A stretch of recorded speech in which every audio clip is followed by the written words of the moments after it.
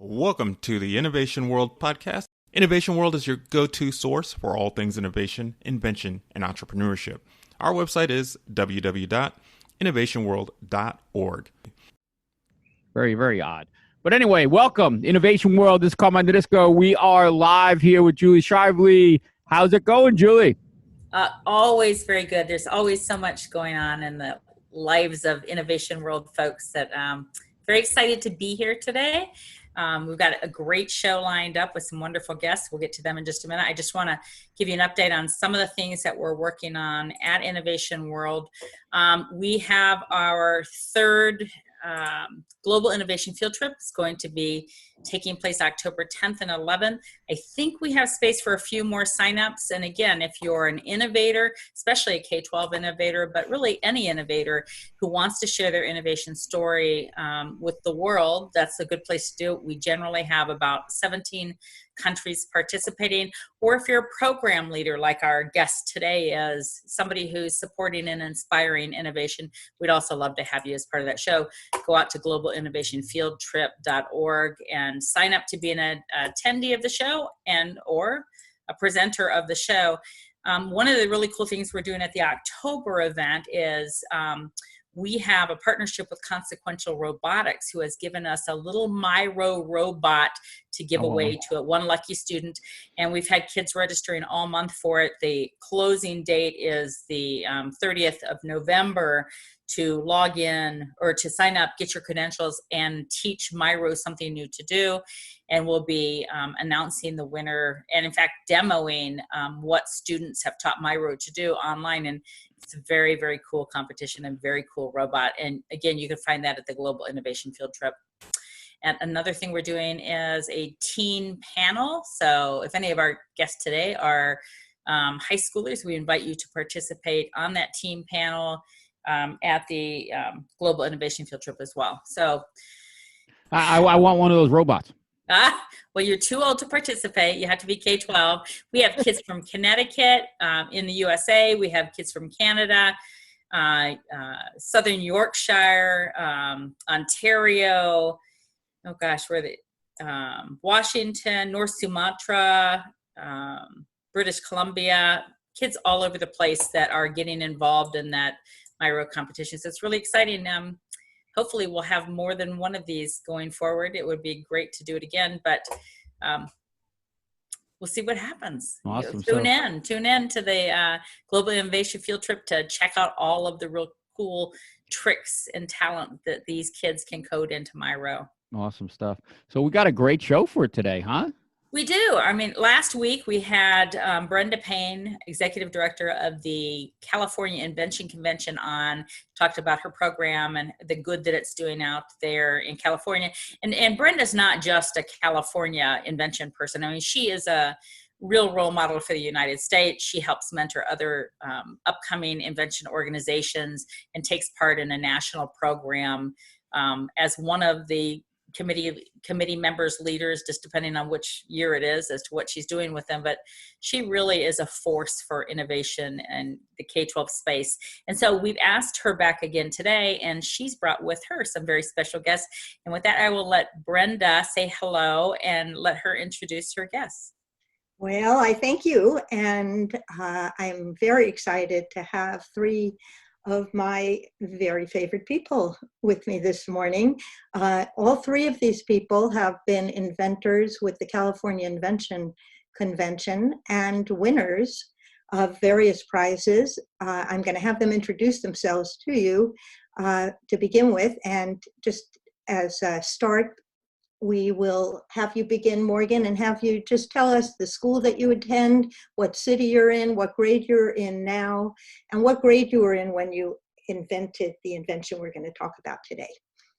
Hi, I'm Morgan Malloy. I go to Capo Valley High School. Right now I'm a junior, but I did my invention 3 years ago, so I was in 8th grade at Ladera Ranch Middle School in Ladera Ranch, which is by Irvine, California. And Jonah, why don't we go to you? Introduce yourself. Yeah. I'm Jonah, and I'm in 7th grade and go to PCS Middle School. And the invention that we're going to be talking about today, mine and Oliver's invention, I invented last year when I was in 6th grade. And Oliver, want to introduce yourself? Hey, I'm Oliver. I'm in 7th grade at Bransfordia Middle School, and I was in 6th grade when I invented the invention that I'm going to talk about today. Thank you. Okay, Morgan, we'll start with you, and we're going to ask you to just tell us what the problem was that you first identified and what you came up with as a solution. Yeah, so my invention is called Assistant Coach, and it solves the problem of poor communication between coach and athlete. So example, I'm a swimmer, so while swimming, it's super hard to hear the corrections because there's water in your ears, you have a cap over your ears, and you're really just far away. And also there's other people talking and outside noises. And corrections are very important to help you improve during practice. Without corrections, it's very hard to get better, and that's the whole point of training. So assistant coach is meant to solve these problems to help clear communication. So the solution to that was to use a headset and earbuds. So the coach would wear a headset and the swimmers have earbuds, and these connect to each other via app. So each person has their own app which their headset and earbuds connect to, and then the apps connect to together. So the coach can pick one swimmer, directly talk into the headset, and then the swimmer will hear the corrections in their earbuds. Also, the app will allow the swimmers to re-listen to the recordings after practice so you can remember what you need to work on. And also the coach is able to see everyone on his team and kind of put down little notes for them. And we'll get a little bit more into detail about Morgan's invention shortly, but good, because I'm writing down questions already. yeah. Yeah, This there's could a go on lot. for hours, I can tell. Okay, Jonah, why don't you start to tell us a little about the splash bag? Well, last year, Oliver's cousin, Paige, she has a disease called pulmonary hypertension, where she has to wear a pump just like a diabetic does, except unlike a diabetic, she can't take it off. Like she needs a constant flow of medicine. Like she can't have it off for more than an hour, like, or anything. Like, so she can't like take a shower or do like she does sponge baths and like. So we designed a dry bag for her pump so that she can take a shower and go swimming and stuff. And Oliver, do you want to add anything to that? Yeah, well, this dry bag, it allows a constant flow of medicine while keeping the pump dry, obviously, but yeah. Okay, well, we'll get into some details about that shortly too. So Morgan, when you were thinking about this, did you do any research to begin with to see whether there was anything like that out on the market to begin? Yeah. So back 3 years ago, the only thing on the market was headsets that you could use just for playing music. It had no function with any app or any connection to coaches, so no communication was allowed. You could just play music while swimming. But now a lot of development has happened with the headset part. Not a lot about the app, but a lot of the headset. I've seen at least 3 companies come up with really cool ideas for the headset. So that's actually something I'm looking into, is to partner with them to give them the app, which would just take their invention to a better level. Okay, and Oliver, did you guys have to do some research to see if there was anything like that out there? Yes, we did. We pretty much Googled it, see if there was any sort of way that the pump was waterproof. We found out that they actually do make waterproof diabetic pumps, but because not so many people have pH, they don't have a waterproof pH pump. So this is the only pump that's actually tested for pH, and this pump is old. It's not waterproof. So they had the pump, but they didn't have the waterproofing. And didn't you get in touch with Stanford as well, to the medical center at Stanford, or? am I not correct there? Jonah, did you guys happen to contact them at that point, or? Yeah, we actually did contact Stanford, and they sent us the same sort of pump that Paige has. They sent us a dummy pump of it to see if it would fit in the dry bag, and they posted a whole thing about us on their website too. Okay, so Morgan, what was the process that you used to come up with your invention? Yeah, so most of the process was me actually on YouTube trying to figure out how to code. But before this, I had very little experience with coding, especially with coding an app. So I coded it using the software called Xcode, and the specific language is Swift. And it's a new up-and-coming language that is used for Apple app development. So a lot of it was me on YouTube trying to figure out how to code this app and kind of figure out how the process came together. Once I kind of figured out the basics of the language, it went into just me kind of just developing it more, like making updates to the app. So it's a lot of app development. And then also I swam with my friends every night. So every single night I just went and said, hey, I did this to the app. What do you guys think? What are some things I could do differently? What would you prefer me to do? Just kind of get constant input. And if I recall, you had a friend who dared you to do your inventing, because this was not a place that you had ever gone before, and you continued with something that was not very familiar to you at all. So yeah, it was my coach actually, so thank you. Your coach did. Oh, good for your coach. And Oliver, why don't we ask you, what was the process that you guys used to create your invention?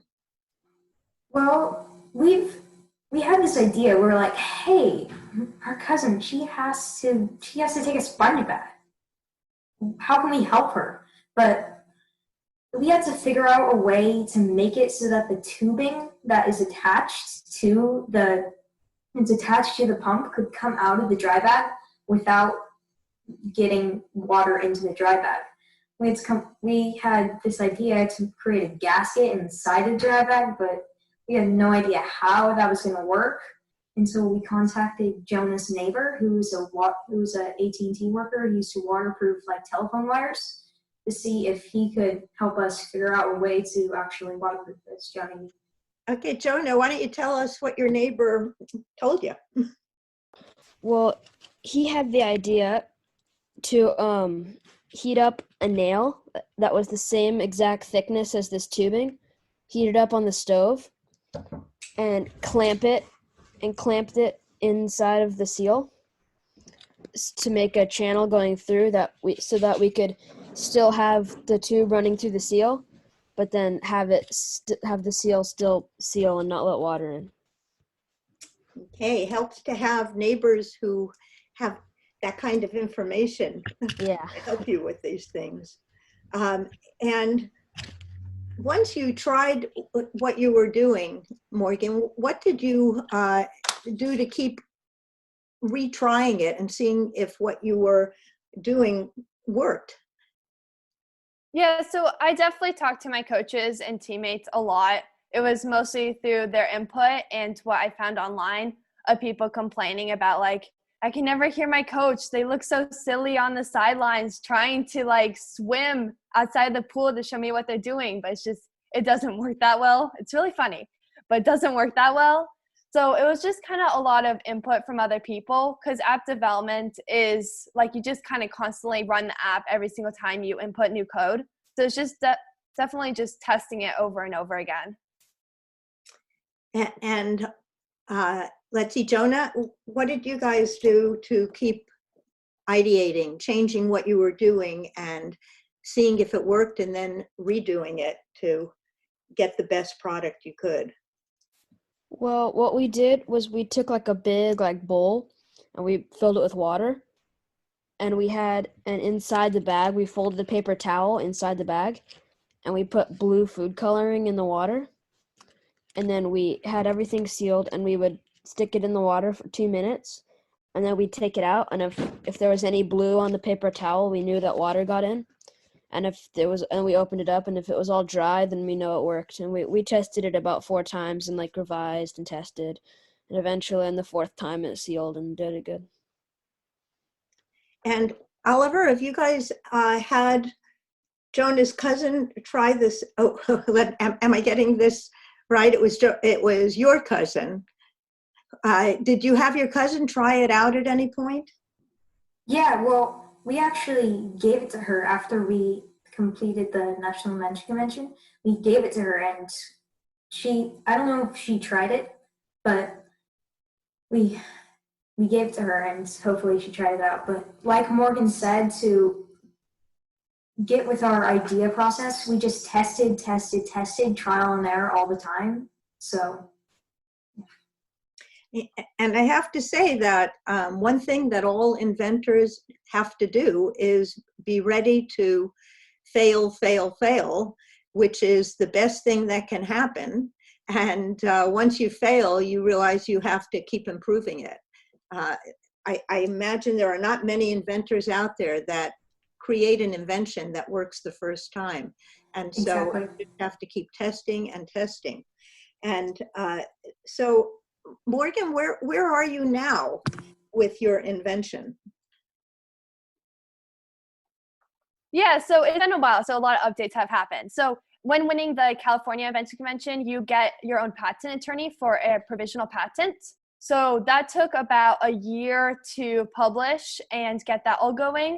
It was like a full-on 50-page document that we had to create and then re-revise and kind of get that working. And so once we got that going, I let the year kind of go on because I wasn't sure if I wanted to do an unprovisional or not. And as the year kind of expired, I decided I really wanted to keep this app going and kind of keep the idea in there. So we went for the unprovisional, and that just got published about a month ago. So that's very exciting.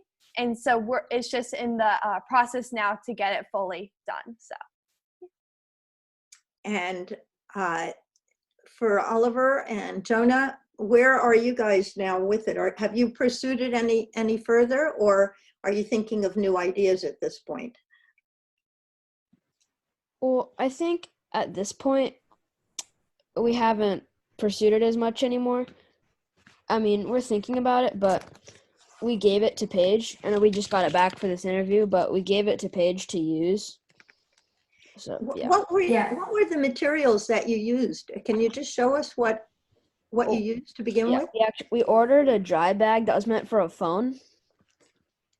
And so it's a cell phone container. It's actually a cell phone dry bag container, but we melted a hole in the seal with a nail. And we made a channel for the tubing to go through so that it doesn't. We also had to think about having it not pinch the tubing off so that medicine can't get through. So we had to get the nail size just right and all that. Yeah, that was what our 4th test was about. We filled the dry bag with water and squeezed it with the tubing in there to see if the water would flow through the tubing and come out the needle on the other side. And yeah. And I remember that Stanford had a newsletter that they put out from their medical area, and that they mentioned how proud they were of the two of you for thinking about a problem that really was helping other people. And often with inventing, what we discover is that so many inventions are empathetic. They come out of a desire to help someone else with a problem that someone else has. And so all three of you have done such an incredible job of finding something that will help yourself and help other people, and gives you pleasure to be able to do something that helps others. Just out of curiosity, I'm going to ask you what the most challenging part of what you did was. So Morgan, why don't we start with you, and what challenged you the most in the whole process that you engaged in? Oh, definitely the learning curve for figuring out how to code a language. I have done like very simple Java classes before, but it was like a little summer camp thing. So the difference from going into creating a full-on app from a little Java class was very different, but it was very exciting to get to learn something new and have fun with it. I also a lot of teachers were helping me, and it was so fun when I got to show them every day during class what I made an improvement on, and just like seeing them like, oh my gosh, you did that. So it's really fun.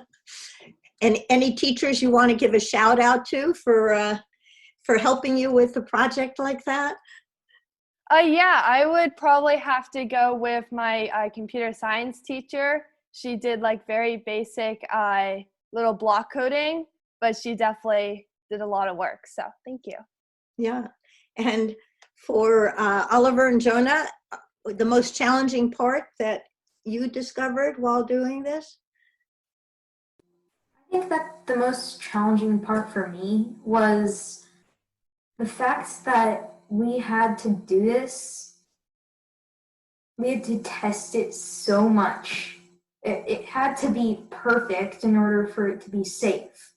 So that was probably the most challenging part. It was really frustrating too, just to see the blue water on that paper towel. It's like, why is it there?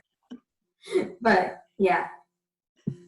Jonah, do you? Yeah, I'd have to agree with Oliver. That was kind of frustrating, just testing it over and over again, and like it had to be just perfect or it wouldn't be safe to use. So yeah.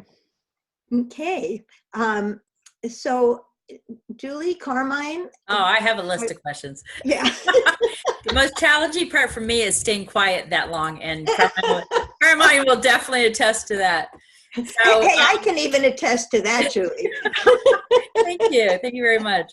I'm going to ask several questions in a row, just so I stay focused to the same group of inventors. And I'm going to start with Oliver and Jonah, just because Morgan, you got to go first on everything so far. So I'm going to start with the guys. So how prevalent is pulmonary hypertension? How many people out there have it? Any clue?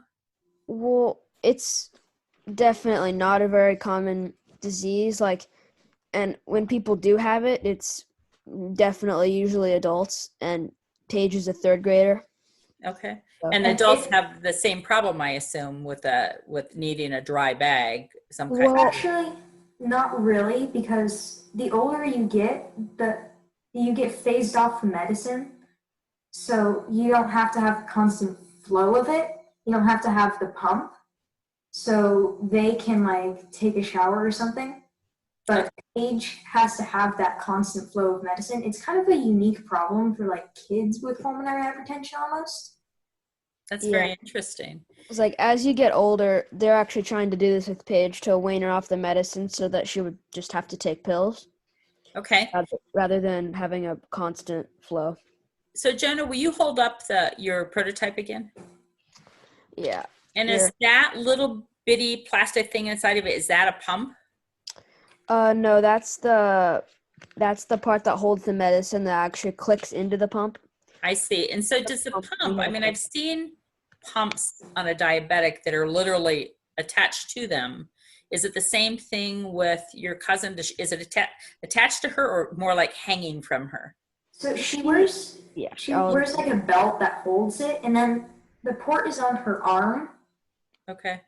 The port is on her arm, so that's a little bit different. I see.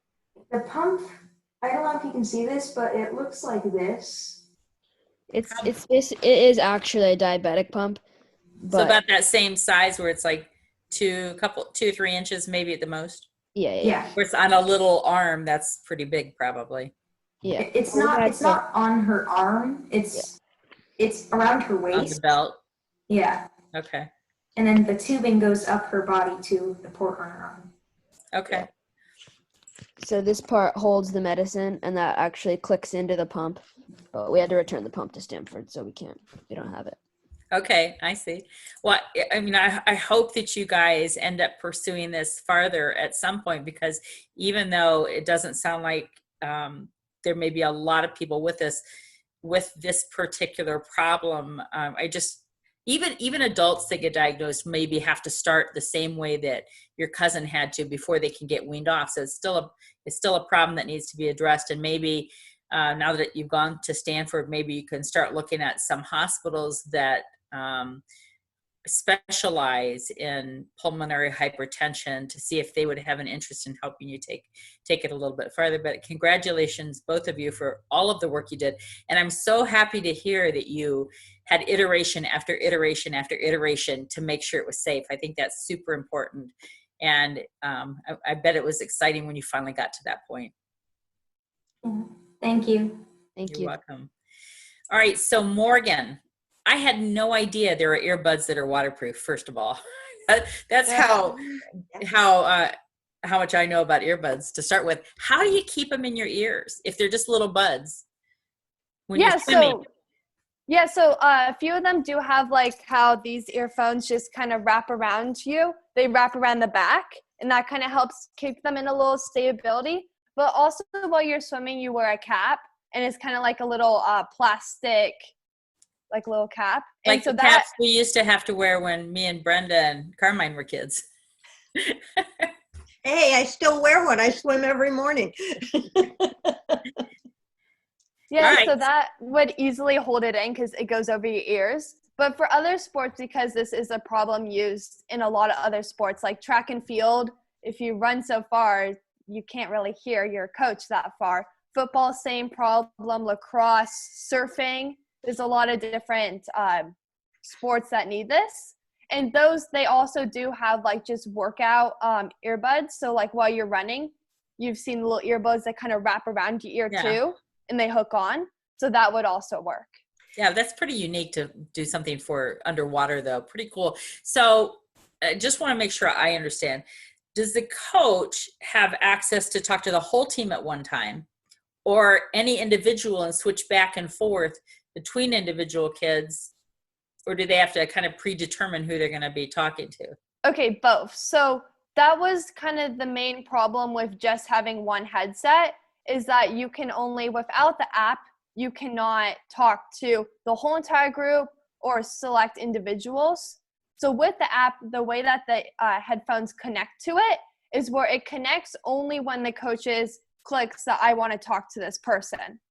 So that makes it so that you can talk to one person, you can talk to 5 people, or you can talk to the whole group. Nice. Very nice. So I don't know, I can't remember if Brenda asked this or not, but is your team using it right now? Okay, so right now we are not using it. We are also kind of restricted in our swimming because of the corona, but that is definitely something I want to do in the future. Okay. You know, I'm just going to mention something. When Morgan got to the National Invention Convention in Dearborn, Michigan, she was a finalist there too and won an award there, as well as did both Jonah and Oliver. When Morgan was there, I introduced her to the vice president from United Technologies. And I asked Mary at that point, I showed her what the invention was and had her meet with Morgan. I said, now, doesn't this have amazing implications for other sports? And she said, not only for other sports, but for industry as well. So Morgan's invention obviously can go in many different directions in the future. And we're so thrilled that she has applied for a patent so that she will be able to be the person owning this, what she has created. So. Yeah, that's wonderful. And just a shout out to that National Invention Convention too. I mean, to have received something, was that from the National Invention Convention or from your California that she ended up with a patent? California. Okay. Either way, both great organizations and helped push you along a little bit farther and maybe a little bit faster than you would have on your own. So always want to give shout outs to good programs. And Carmen, I'm really sorry. I know you have questions too. So Me? Oh, I go? yeah, we left you a minute for questions. So yeah, I just have a couple. You guys actually answered several of the questions that I was coming up with. Real quick to Morgan. Morgan, what is your patent covering actually? It covers the main app focus. So the focus that the coach can select people and select specifically 1, 5, or the whole group. It also covers the replay capability afterwards, so the swimmers can re-listen to it. it covers the coach also on the app when he's walking around with practice. He can select different swimmers and he can write down notes for them. And so it covers pretty much everything about the app. That's awesome. So the app now, is the app proprietary to the headphones, or you can use any types of Bluetooth headphones? So right now, the headphones do need to be underwater in a specific type because most headphones don't go underwater or don't cover the distance that we want them to do. So there are specific headphones that would be used for, but actually anything Bluetooth would probably work great. Cool. So you're actually using these underwater right now? They are usable. We don't use them during practice though, but they're usable. So when you're underwater, somebody's can talk to you. Mm-hmm. That's awesome. I mean, pretty cool stuff. I just wanted to ask you, Morgan, did this put you in a direction that was other than what you originally were thinking in 8th grade you might be interested in as you got older? Are you still looking in a direction that this might have set you on a path of? Yeah, so actually 4th grade was kind of when I got into robotics on my little elementary robotics team. So I've kind of always been into it. I definitely want to do a mechanical or aerospace major instead of a computer science, but it definitely did help improve my interest. And Oliver and Jonah, what about you? You guys have been inventing. I remember your first invention that you presented to us of the ladder that helped your neighbor who was putting up Christmas lights, and you were nervous that he was going to fall off that ladder, and you guys came up with a ladder, and I'll never forget your prototype. It had toilet plungers at the top to adhere it to the garage that he was working on, which I thought was most ingenious, and that got you to the nationals as well. So are you guys thinking about any direction that you have an interest in? You've been inventing for all these different years. You've come up with different inventions through these years. Yeah. Do you have any idea? Oliver, let's start with you. You have any idea of where you're heading, and does it involve something with engineering or inventing? I guess I just like to make things with my hands and to see the result that it has on people. So yeah, I feel like that would be fun. Like it would be fun and it would be productive at the same time, which is what you want in a job, I guess you could say. Jonah, how about you? I haven't really thought about it, but I don't know, maybe environmental sciences. Mm-hmm. Okay, well, I wish all of you luck, and I hope we get to continue the conversation to see where all of you are heading as the years go by. I just will mention that Jonah and Oliver won Our Health at the state convention. They won Our Health and Medicine Award. And what was the award you guys won at the National Invention Convention this last year? Well, we won a $200 Amazon gift card each. It was an originality award. Yeah, the originality award. Well, the prize. Global Impact Award. Those are important too. That, what you got to spend it on is important. Yeah, they also won at our local science fair the Lemelson Award for Invention. So nice, yeah. Very nice. And so. And Morgan, you won an award at the National as well. And what was your award? Yeah, so the California, I won Best Overall. Yeah. And then for the National one, I got 3rd in my age group, which was, I believe, 8th graders. And then I got 3rd in the SWE Woman of Engineering Award. Mm-hmm. So very good. Congratulations to all of you for just a job well done. And I really hope to continue hearing wonderful things about what you all get to be doing. Wow. Brilliant, every one of you.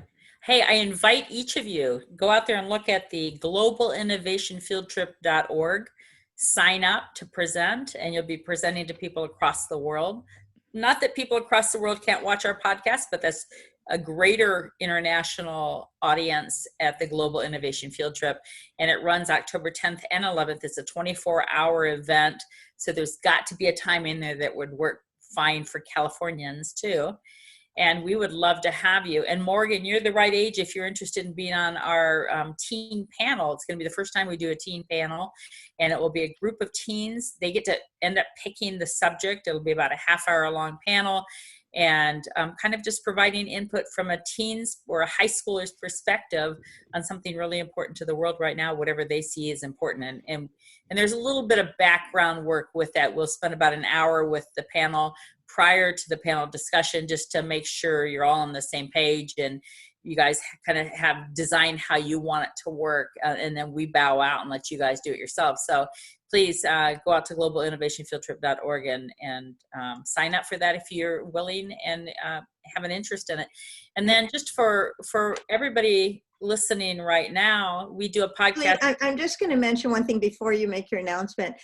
In California, we're earlier, and these guys are in class still this morning, and I promised them that they could get back to their classes. Oh, sure. So we may say goodbye to them and then have you continue with the announcement, if that's okay. We're closing right now. Okay. It's just the closing announcement.